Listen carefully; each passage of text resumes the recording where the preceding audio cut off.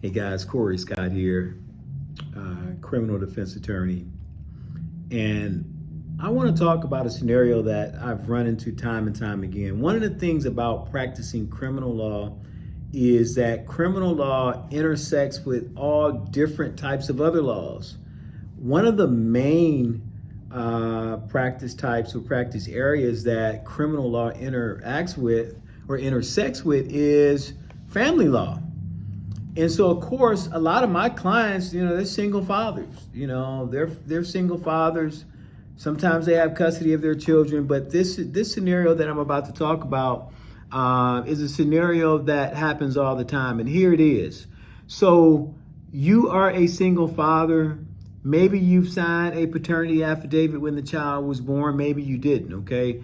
But either way, you have custody of your child, but you've never gone to court to establish who has custody, who has parenting time, whether or not you guys have what we call joint legal custody, which means, the right to make important decisions about medical decisions, educational decisions, religious upbringing, etc. So if you've never done that, the state of Indiana, it's assumed that the mother, all of that power is vested in the mother if you've never gone to court. But this is a scenario that happens a lot. For one reason or another, the father ends up having physical custody of the child, taking care of the child. And sometimes we're talking about for years, but never takes the time to go down to the court and make things official.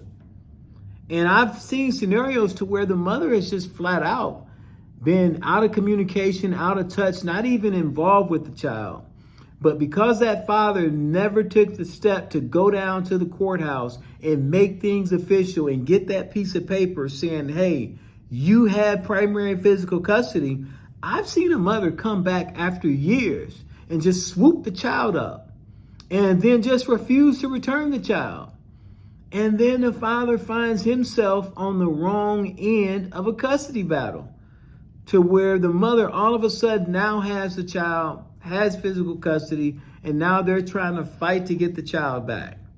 And so here's my word to you. If you're in that situation, and it doesn't necessarily have to be a father, but most of my experience has been with fathers. But if you're in that situation, what you need to do is, I understand that maybe you had an informal agreement. I understand maybe you believe that you guys are on the same page. But if you're in that situation and you want to protect your rights, you need to file a petition to establish paternity, custody, and child support, and get something in writing that gives you the ability to make sure that you actually have all of your rights protected. And so you're not in a situation to where, lo and behold, mother just swoops in one day, grabs the child up, and then now you don't have a way to get the child back. Because in that scenario, if that happens and you try to go to the authorities, they're just going to say, you know what, we can't do anything. That's the child's mother. You're going to need to go to court.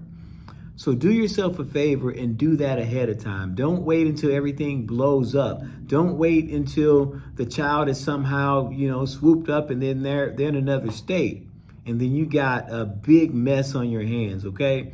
Listen, fathers and mothers sometimes, if you have that issue, I hope that this has been helpful. If you have any questions about it, please give me a call. If I can't help you, I certainly will send you to a qualified family law attorney.